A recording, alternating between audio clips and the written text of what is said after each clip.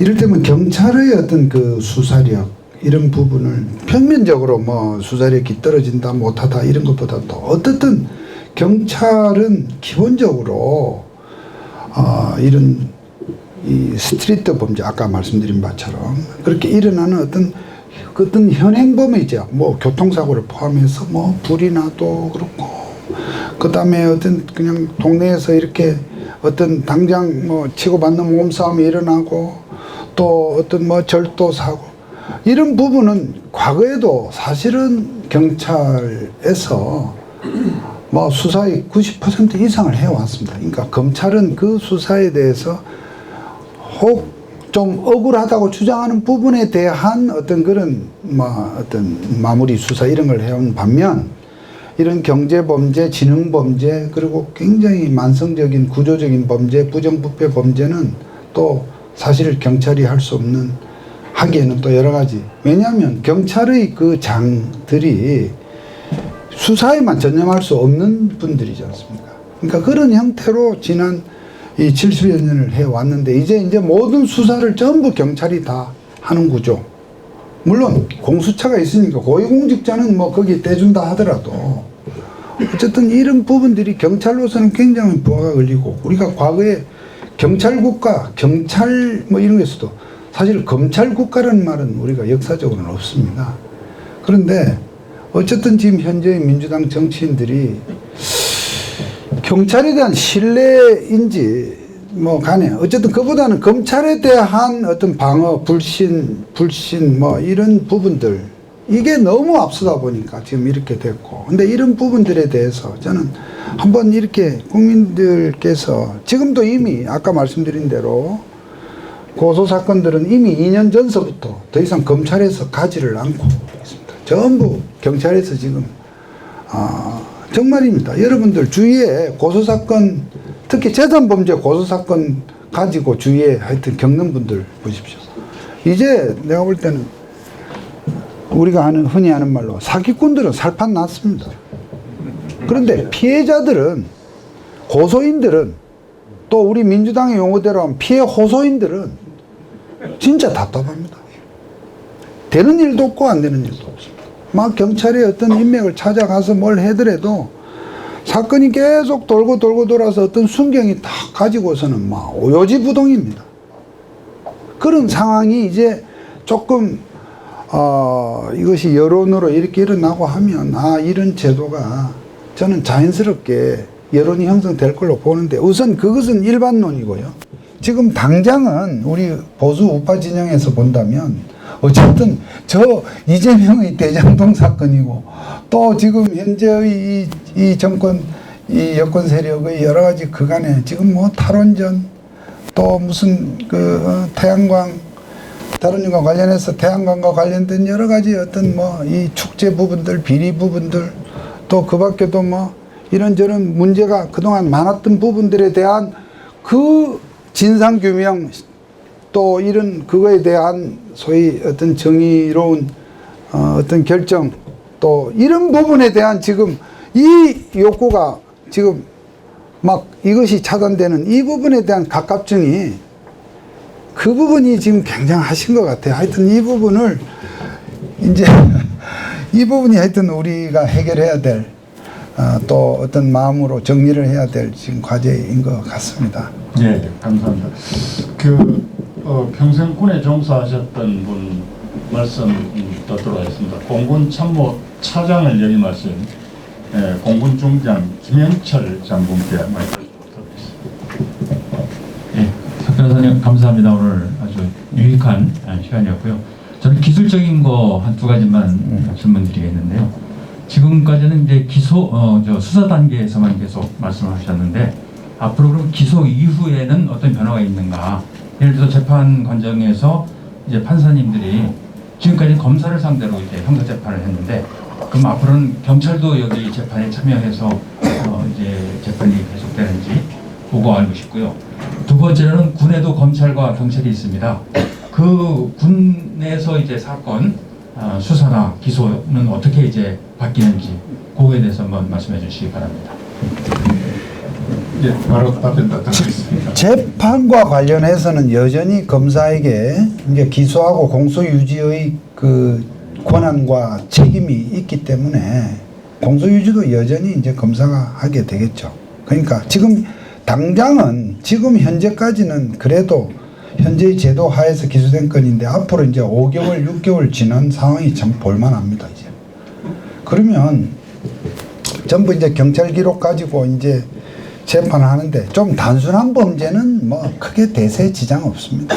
그런데 이제 이 회사 범죄, 경제 범죄, 이제 이런 부분에 들어가면 검사는 도대체 한 번도 주요 피의자나 또 주요 참고인이나 또 관계된 사건 어떤 그게 목격자가 됐든 혹은 연루자가 됐든 이런 사람들과 한 번도 대화를 못한 상태에서 이제 공소유지를 해야 되는 것입니다.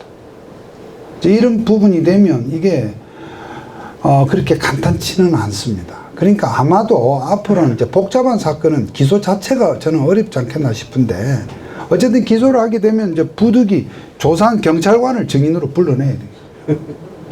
증인으로 불러내서 예를 들어서 증인 사건 관계인 자체도 자체지만 때로는 그 사건 관계인이 나와서 하는 얘기가 도대체 이 지금 완전히 좌충우돌 도대체 이게 어려울 때는 할 수 없이 또 경찰을 불러내서 그때 조사할 때 상황을 또 묻고 하는 상황으로 갈 것으로 봅니다. 그래서 기본적으로 하여튼 검사가 공소유지는 하되 여러 가지 난맥상이 벌어질 것이다. 그래서 궁극적으로는 범죄 억제력이 아까 제가 떨어진다고 한 게 이제 복잡한 사건은 못한다고 보시면 됩니다. 그렇고 그 다음에 지금 말씀하시니까 딱 떠오르는 생각이 이거 하면서 도대체 그러면 군 검찰, 군 경찰과의 관계는 또 어떻게 되는지 제가 오늘 살펴봐야 알겠습니다.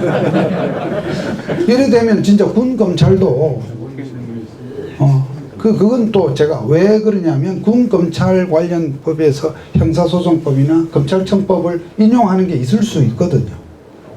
그러면은 민주당 입장에서는 일반 검사의 수사권만 뺏었지 군 검찰의 그 수사권을 뺏은 게 아니다고 할 수도 있겠습니다만 그 자체가 저는 검토가 안 됐을 거라고 봅니다. 그러니까 이게 이런 중차대한 제도의 변경을 가져오면서 있을 수 있는 여러 가지 상황에 대한 토론이 전혀 없었기 때문에 그렇습니다.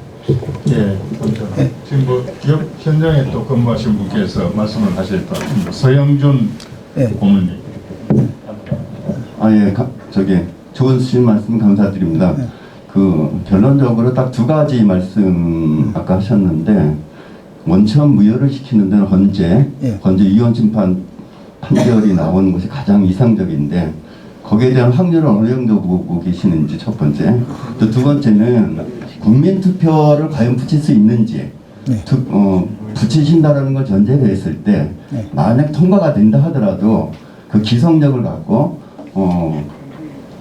원천 무효가 되는 건 아니니까 법령이 개별 입법을 했을 때 180석 가까운 민주당이 여론 압박 때문에 과연 그대로 다시 법령을 만들어서 폐기 법령을 만들 수 있는지에 대해서 한번 말씀해 주시면 감사하겠습니다. 네, 아까 두 번째 질문 아까 드린 말씀이기도 한데 첫 번째가 뭐였죠? 첫 번째 질문. 위헌 심판. 예. 헌법재판소에 갔을 때 물론 우리가 헌법 소원을 위헌 심판 소원을 제기하는 분들의 논리가 얼만큼 이제 정치하냐 하는 부분도 다소간에는 영향을 미칠 거로 봅니다만 어쨌든 지금 이 부분에 대해서 현재의 그 헌법재판관이 그동안 보여준 어떤 취향으로 보면 이게 입법자의 재량으로 볼 가능성이 사실은 좀 다수입니다. 그러니까 이거는 가령 좀 부당하다 하더라도 그런데 분명히 위헌적 요소를 우리가 주장을 하는데 이것이 반드시 우리가 검찰이 헌법에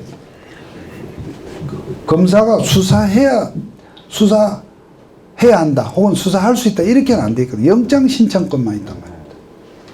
검사는 영장 신청과 기소만 보장된다면 헌법에 위반되는 건 아니지 않느냐 하는 논리로서 좀 소극적일 가능성이 많은데 그보다 또 하나의 가능성은 뭉개는 경우입니다.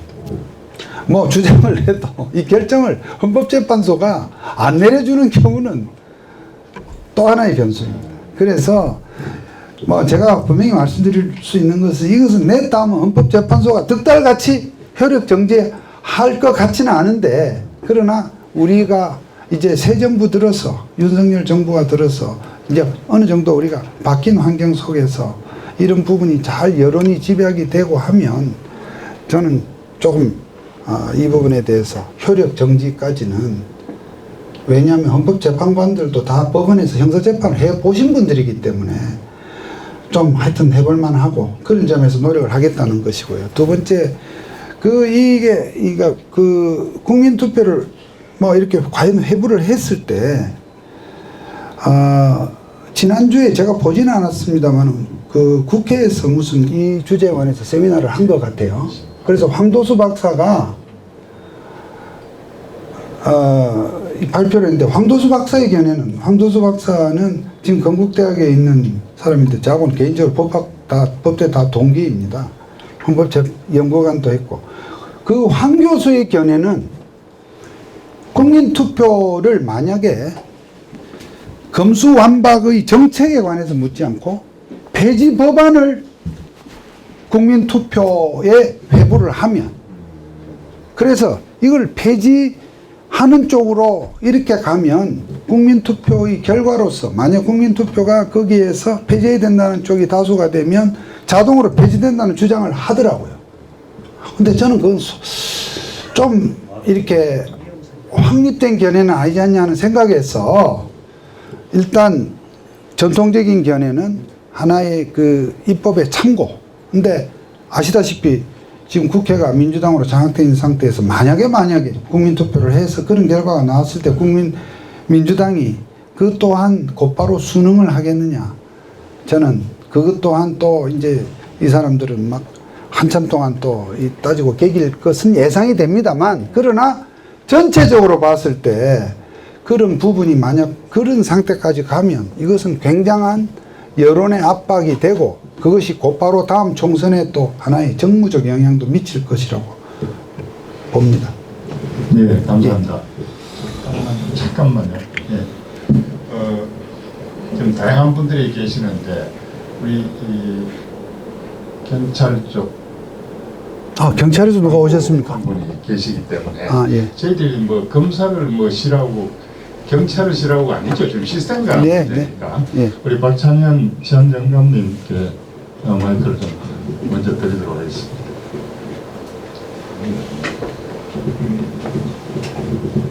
네, 변호사님 반갑습니다. 제가 2011년도에 부산에서 저기 해양경찰서장 할 때 제가 한번 저희 경비함정에도 오시고 여러 가지 경례를 해주셨는 그런 인연이 있습니다. 반갑습니다.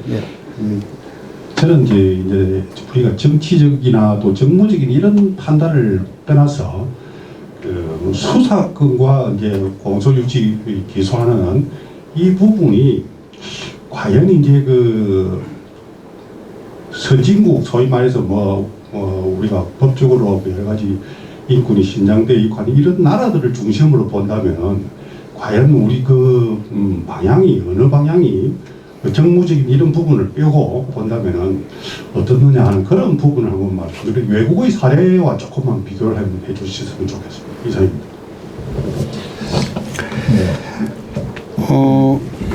굉장히 답변하시겠습니다. 굉장히 참 중요하고 핵심적인 질문입니다. 이제 우리가 외국을 비교할 때 할 수 없이 우리가 알고 있는 좀 다소 문명화된 선진화된 이제 국가를 기준으로 이제 우리가 얘기할 때 우리가 이제 대륙법계 또 영미법계 이렇게 얘기를 합니다. 영미법계의 어떤 그 재판은 말이죠. 사실은 검찰이고 이 경찰이고 간에 수사기간이 그렇게 길지가 않습니다. 대부분 법정에서 바로 현출을 이렇게 해서 법정에서 이렇게 이걸 다투는 이 결과가 되는데, 그러니까 예를 들어서 미국 같은 경우는 어떤 큰 사건이 생겨도 뭐 열흘 만에 바로 기소해서 바로 법정에서 이 모든 상을 이제 밝혀나가는 이제 그런 이제 형태가 되죠. 그래서 조금 이게 비교하기가 좀 한계가 있다고 할 수 있는데, 그러나 그런 경우에도 기본적으로 어쨌든 그 나라에서 이 검사가 이제 그런 역할을 하죠.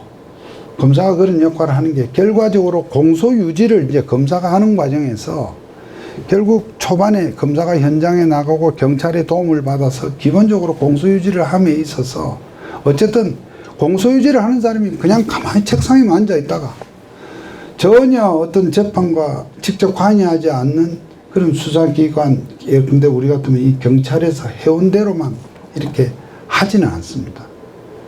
이를테면 결국 이 소위 공소유지, 즉 기소를 한 사건에 대해서 궁극적으로 어떤 유죄 의심을 가지고 기소를 해서 유죄 판결을 받아내기 위해서는 입증의 문제가 있는 거죠. 입증. 공소유지라는 건 쉽게 말하면 범죄의 입증입니다.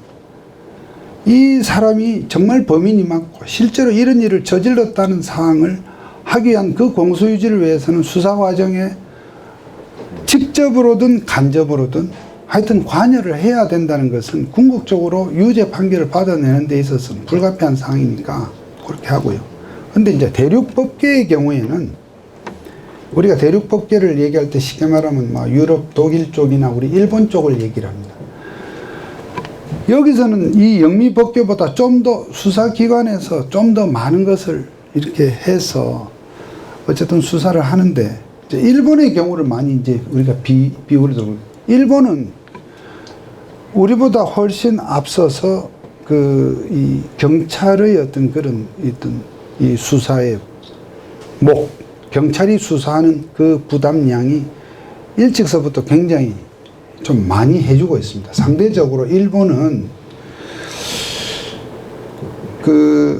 이를테면 검찰이 과거에도 우리보다는 굉장히 직접 수사하는 범위가 굉장히 적었고, 그래서 뭐 역사적 배경을 여기서 설명하기는 좀 제가 시간이 한계가 있으니까, 경찰은 일본의 경우에는 경찰이 어느 정도 그런 조사에 대한 상당한 이런 제도와 더불어서 어떤 노하우가 많이 쌓여 있습니다. 그래서 일본의 경우에 우리가 여러 번 들으셨죠. 동경지검 특수부. 그러니까 일본은 특수부가 과거에서부터 이미 한 수십 년 전서부터 이렇게 특수수사를 하는 것을 동경지검과 오사카지검 두 군데서만 했습니다. 나머지 지역에서는 거의 뭐 그렇게 어떤 특수수사가 많지 않고 하다 보니까, 이를테면 검찰에서 대부분 경찰에다 수사 지휘를 해서 경찰로 하여금 수사 지휘를 하겠는데, 그런 경우에도 수사 지휘라고 하는 관계는 그대로 유지가 돼요. 즉 검사가 직접 수사를 않더라도 경찰에서 어느 정도 수사의 노하우와 수사 부서가 어느 정도 전담 조직이 갖춰진 상태에서 긴밀하게 검사가 수사 지휘를 하고, 필요한 것은 정말로 필요한 것은 검사가 부르는데 거의 안 부른다 그래요.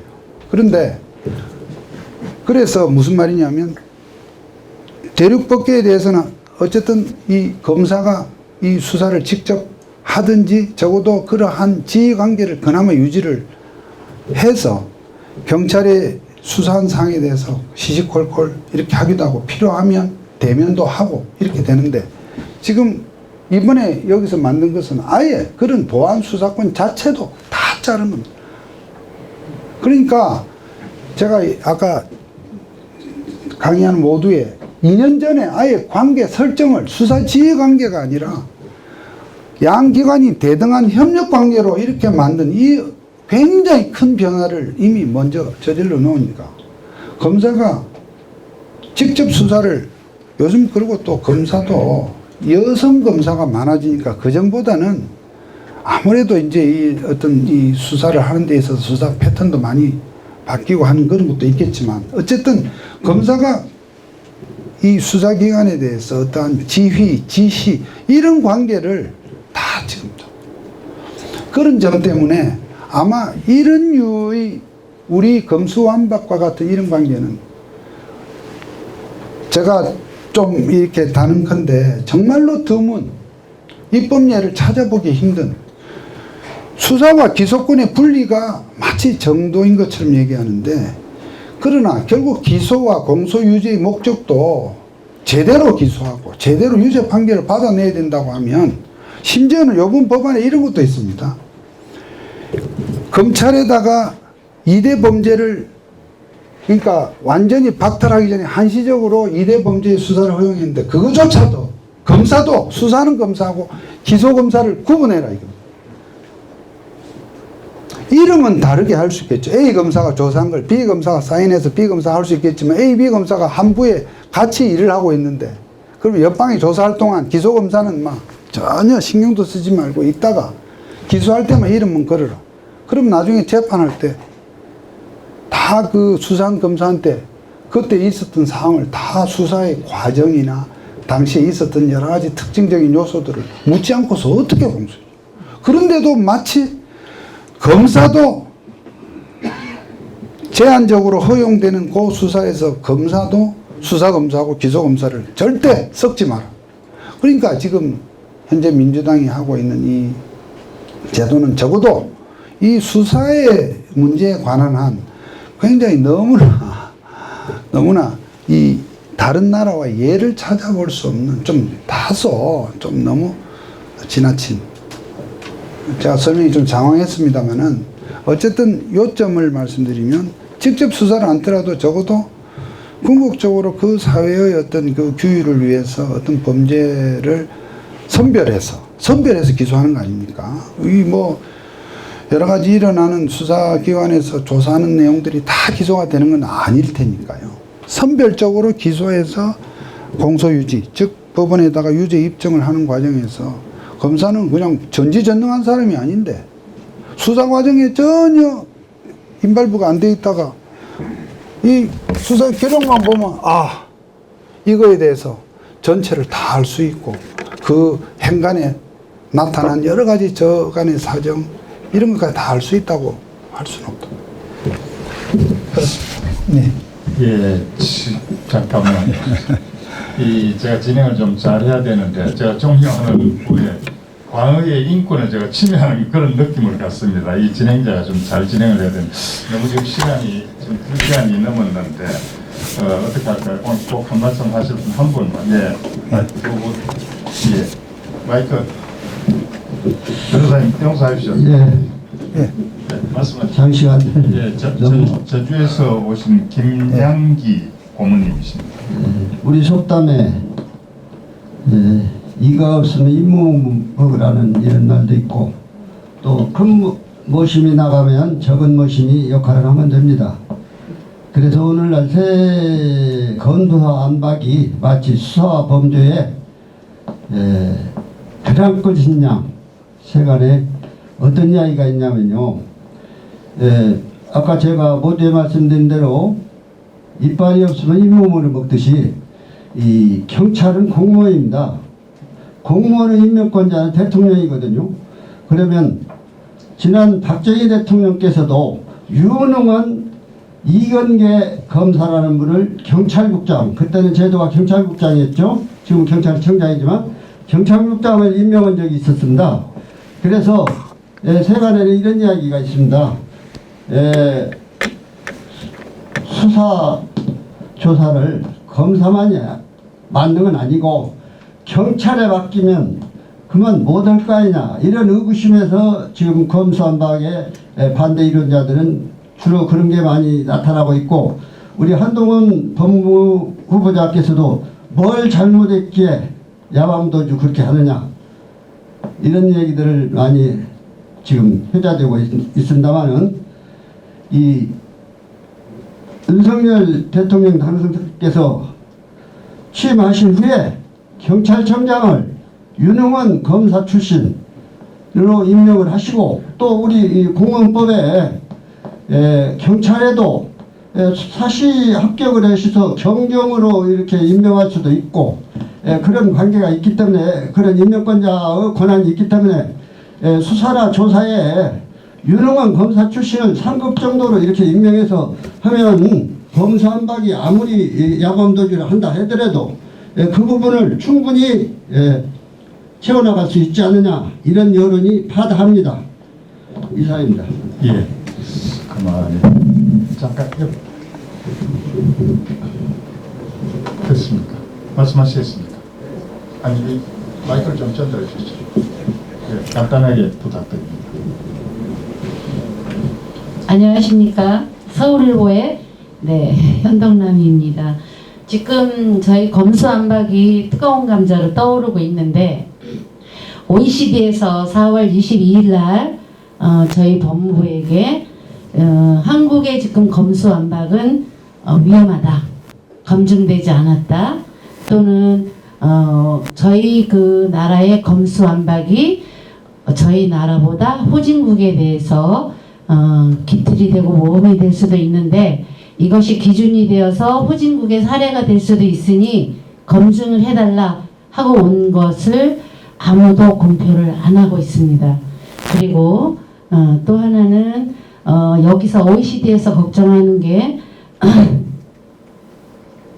고위공직자와 외환 뇌물수수 범죄를 너무 이렇게 하면은 다룰 수가 없으니 대한민국 이 검수안박에 대해서는 검토를 다시 해달라는 서한을 보내왔었습니다. 그런데 아무도 이거에 대해서 공표도 발표도 안 하고 이렇게 밀고 가고 있습니다. 알고 계십니까?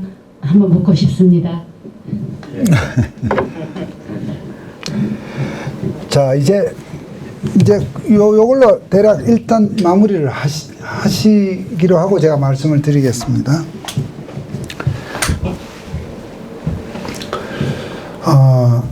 우리가 단적으로 뭐 정말 경찰은 잘못한다, 검찰이 더 잘한다 이렇게 상대적 비교는 사실은 좀 저는 맞지 않다고 생각을 합니다.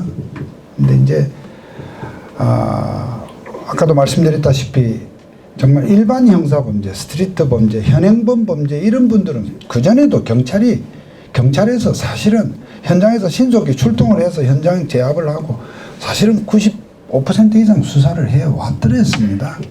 이제 문제가 되는 거는 이제는 그런 현행범 구조가 아니라 지속적으로 장기화된 범죄, 굉장히 지능적인 범죄, 또 여러 가지 부정부패 범죄, 그렇게 잘 증거가 드러나지 않는 범죄를 정말 약간의 어떤 그 집요한 의지를 가지고 또 나름대로 이것을 경우에 따른 직을 걸고 정말 상당한 리스크를 감수하면서 이렇게 소신 있는 수사를 해야 되는 그런 사안에서 이제 어쨌든 검찰은 그동안 적어도 그동안 검사들은 이제 상대적으로 약간 좀 높은 어떤 그런 도덕적 책무감으로 계속 훈련을 받아왔고 또 정말 이러하다 안 되면 또 나가서 뭐 그 개인의 어떤 독직 행위가 없는 한 뭐 변호사를 하면 된다든지 약간의 직을 걸 수 있는 그런 자세가 된 반면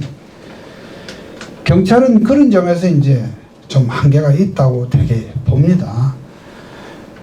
경찰관이라고 해서 어떤 직무적 어떤 책임감, 사명감이 절대 무조건 떨어진다는 것이 아니라 이제 그런 부분에서 개개의 경찰관에게 어떤 그 범죄의 특성에 따라서는 좀 그런 전체적인 어떤 수사력의 한계 이런 부분을 이제 우리가 이제 걱정을 하는 것이죠. 이제 근데 그런 부분도 아까 제가 대안을 말씀하실 때 경찰을 활용하지 않은 것이 만약에 이것이 고착화 되면 이제 검사들은 수사할 수 없고 검사들은 사건 관계를 대면할 수 없다는 것이 이것이 하나 고착화 되면 정말 경찰에다가 우수한 로스쿨 법조인 중에서 또는 경험 있는 검사 출신 변호사 중에서 특채를 한다든지 정말 그렇게 그러한 정신으로 또 가야 될 것입니다만 워낙에 그간에 이 문제를 둘러싼 검경의 이제 그런 골이 있고 또 나아가서 이 제도를 고안한 정치권의 어떤 생각이 있다 보면 예를 들어서 검사 출신을 경찰청장으로 임명하겠습니까? 검사 출신을 에이스 검사를 경찰의 수사팀장으로 이렇게 가는 것을 가만히 두겠느냐 이거예요. 이제 그런 부분이 이제 우리가 좀 걱정이 되는 거죠. 그러니까 지금도 경찰대학 출신 가운데 정말 우수한 엘리트들이 있고 또 사법 이미 한 20여 년 동안 사법시험을 통과해서 사법연수원 거친 사람들이 실제로 경찰에 많이 갔습니다만 되게 오래 못 있더라고요. 그러니까 여러 가지 그게 어떤 법률가로서 수사에만 전념할 수 있는 구조가 아니고 또 그 수사팀의 경찰 인사도 수사 직렬이 경찰에서 예컨대 굉장히 선망되고 뭐 어떤 인사에도 유리하고 월급도 낮고 대우도 낮고 하면 막 할 텐데 이제 그런 부분들이 앞으로 여러 갖춰져야 되겠죠. 하여튼 그래서 엊그제 당선인께서도 경찰에 대해서 우리가 미리 어떠한 이로 인해서 부작용이 있을 것으로 단정하기보다 좀 경찰의 수사력을 강화하는 쪽도 언급을 하고 저는 그건 말하자면 앞으로 대통령이 될 분으로서 할 수 있는 언급이라고 봅니다. 그래서 앞으로 이 사항에 대해서 어쨌든 이 새로운 제도에 대해서 어쨌든 우리 사회가 이제 적응을 하면서 여러 가지 사회적 요구가 높아지고 그렇게 되면 경찰에서도 좀 그런 부분에 정말 뭐 특별한 인센티브를 줘서라도 경찰 내에서도 수사 부서를 강화하는 근데 적어도 지금 제가 지난 1차 수사권 조정 이후에 지난 2년간을 보면 완전히 수사부서 탈출이 지금 아까 우리 경찰에서 보시면 좀 그런 현상이 있지 않습니까? 수사부서를 다 탈출하려는 일종의 그런 것이 밖에서 들릴 정도니까 그러면 사건을 거기에 맡긴 사람 입장에서는 복장이 터지는 일이죠 지금. 이거 뭐 내 사건을 맡고 있는 사람이 한 두세 달 갖고 있다가 또 바뀌고 계속 지금 이런 상태가 계속되면 이거는 전체적으로는 뭔가 문제가 있다는 점에서 사회 전체가 고민을 하고요. 어쨌든 이러한 부분에서 또 검찰의 저런 아까 70년 수사 노하우를 이렇게 한 방에 날리는 이 부분에 대한 이런 부분도 참 우리가 어떠한 헌법재판소의 결정을 통해서 약간의 좀 이 숨고르기라도 좀 하는 그런 결정이 나왔으면 좋겠습니다. 예를 들면 헌법 불합치 결정이라도 내려가지고 헌법재판소에서 예를 들면 이거를 2023년까지 새로운 뭐를 좀 해라고 하면 다시 약간의 조정이 이루어질 수도 있지 않겠나 싶은데 하여튼 그런 부분을 위한 노력을 하는 한편 여러 가지 지금 이 검수완박에 대해서 갖는 이 사회적 여러 가지 토론이 많이 됐으면 좋겠고요. 아까 말씀하신 OECD 관계는 제가 잘은 모르겠는데 어쨌든 이 부분은 뭐 OECD가 어떻게 하는 거 이전에 우리 내에서 충분한 사회적 담론으로 어떤 답을 찾아가야 되는 거 아닌가 이렇게 생각합니다.